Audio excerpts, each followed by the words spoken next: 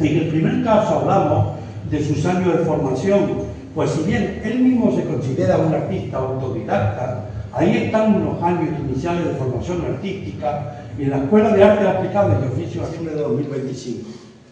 Pedro descubrió, al cabo de los años, por mor de haber guardado papeles y apuntes de aquellas reuniones y debates de entonces, una serie de pequeños dibujos, esbozos, garabatos, como él mismo los denomina, que en ocasiones alcanzaban un grado de composición aceptable.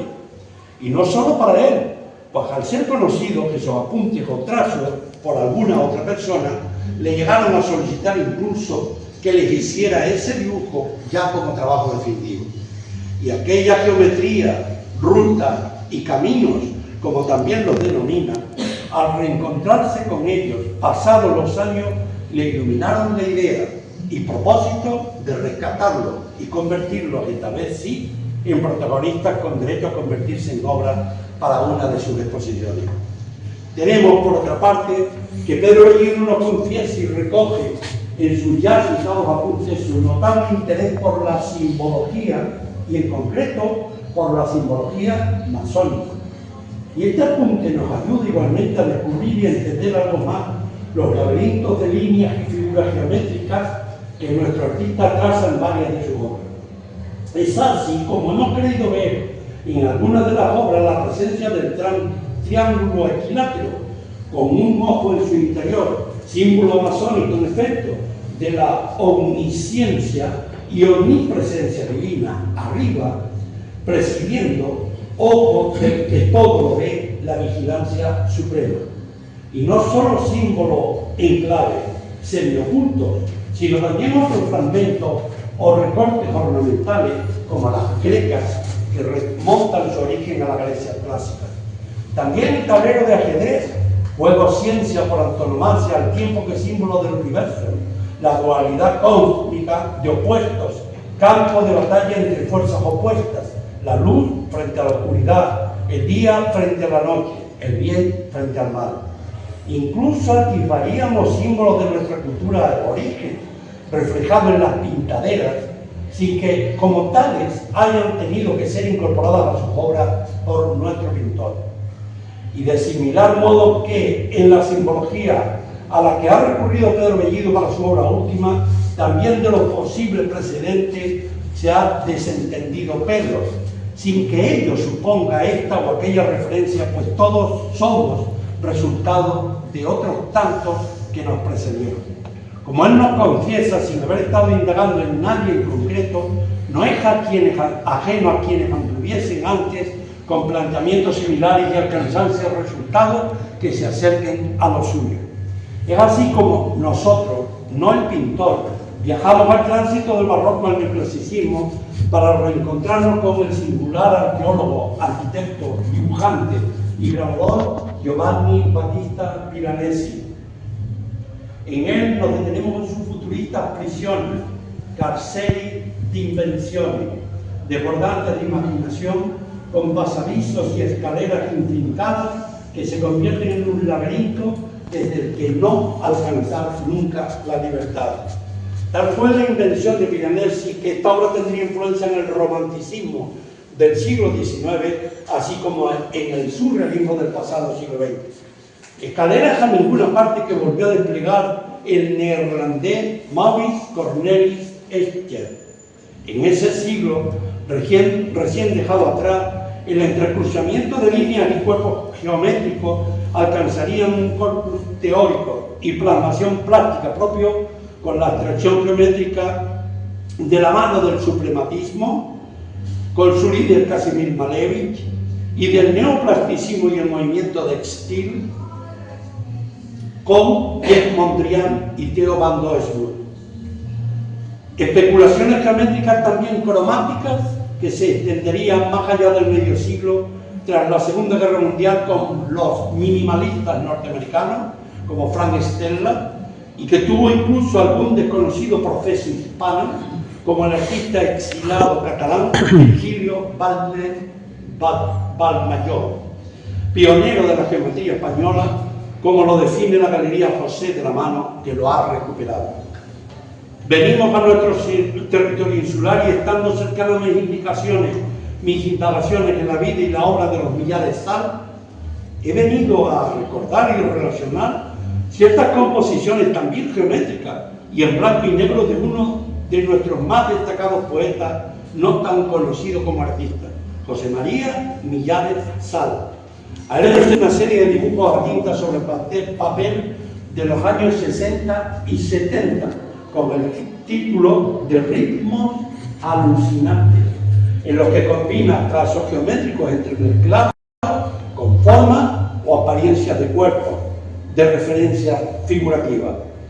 Incluso vemos con conmutanza con otras obras de este gran poeta y también artista, realizadas en la década de los 80 y 90 con rotulador sobre cartulina, en la que combina o enmarca sus poemas con una serie de casillas y algunos elementos geométricos en los que ubica rostros y paisajes.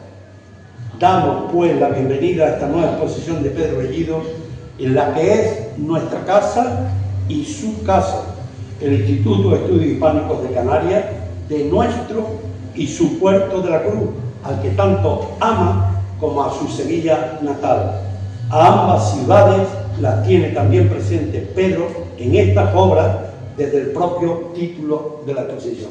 La verdad que no sé si sacar el papelito después de lo que ha dicho Celestino, pero lo primero que quiero es agradecerle vuestra presencia aquí y que me acompañan dos personas con las que, como decía Javier antes, yo no me acordaba de haber sido su jefe, pero sí me acordaba de que un texto de salud deportiva de los años 70 y mucho estaba elaborado. Eso no se me olvidará nunca. En el Puerto de la Cruz era como algo increíble, que la salud y el deporte tuvieran tanto que ver.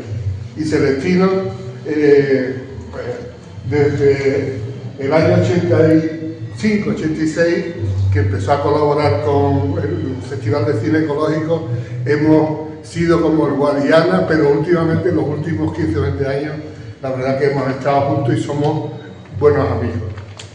Primero eso, agradecerles a ustedes que hayan asistido, al presidente y al Instituto de Estudios Hispánicos de Canarias, el que me haya permitido exponer esta obra mía, que es un poco diversa, como ha dicho Celestino, pero que arranca por diferentes motivos. Mucho color en el año 23 y al encontrar los papeles de ese convenio del Banco Exterior, que fue histórico, y que las reuniones eran maratonianas, pues yo dibujaba unos temas que al final algunos están medio plasmados aquí. Quiero agradecer a toda la Junta Directiva, a toda esta sala, porque es un auténtico honor. Y para dar algún dato, esta es mi tercera exposición aquí, expuse en el 2013 y en el 2019, y bueno, no sé si he madurado o no, pero lo que sí les puedo asegurar es que he disfrutado mucho pintando. Después traer los cuadros y colocarlos ya me cuesta más trabajo y me dan nervios. También a mi mujer, a Marta, y a mis dos hijas y a mi hermana, el apoyo, sobre todo a Martita, que ha hecho una labor especial, el que me haya ayudado a montar esta exposición. Esta sala, si contáramos la historia, podríamos estar aquí mucho tiempo, pero ya Celestino ha pasado por ahí y los que hemos apoyado y seguiremos apoyando al Museo de Arte Contemporáneo de Eduardo Westerda, sabemos que la idea que tuvo Eduardo hace indicación, como diría Serrat, a quien corresponda, que por favor apoye a esta institución y al museo de manera determinante. Es una de las instituciones más importantes culturalmente de Canarias. No quiero enrollarme, entonces, ¿por qué 52, infinito, 8, 25? 52 el año que yo nací, un año importante para mí.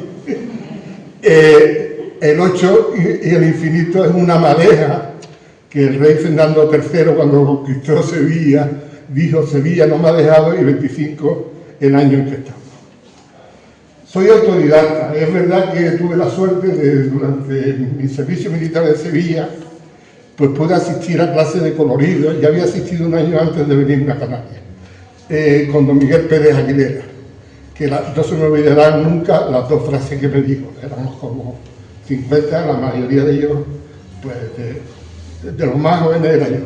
Y me dijo, mira, sigue así, que tú, si más plasmas los colores, pues, tanto para mí el color es vital, estábamos pintando bodegones.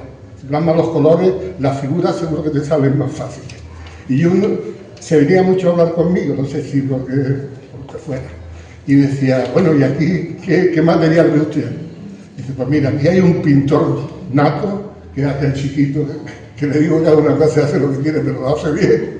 Y tú y dos más, si trabajáis mucho, a lo mejor algún día podéis llegar a pintar. Y eso es lo que yo he hecho, disfrutar pintando, y lo sigo disfrutando. En las variaciones, Celestina ha dicho alguna de ellas, voy a decir una importante, que es cuando pintaba en Sevilla carteles en los años 60 y muchos, 70, hice carteles sobre artistas, sobre músicos, y hay dos que quiero recordar, de dos mujeres guapísimas, en blanco y negro, que los vendía además. Una de ellas era Greta Garbo y otra más local, bueno, más local no, catalana, Emma Cohen. Y esos dibujos conseguía cuando no tenía un duro antes de entrar a trabajar, pues que me pagaran 100 pesetas, que para mí era un lujo tremendo.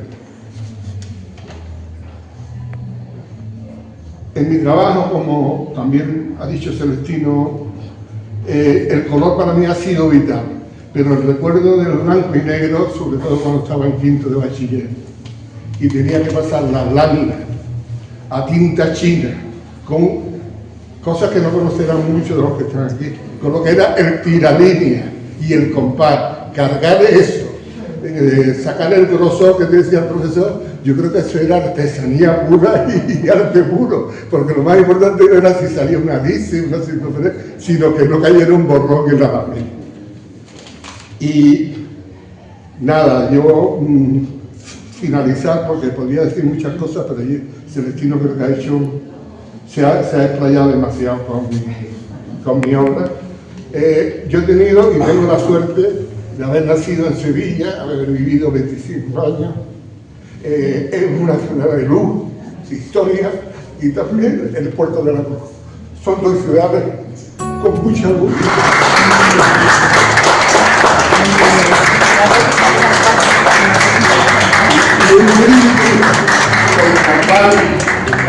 Con ganas, con ganas, con ganas, con lo que se quiera quedar.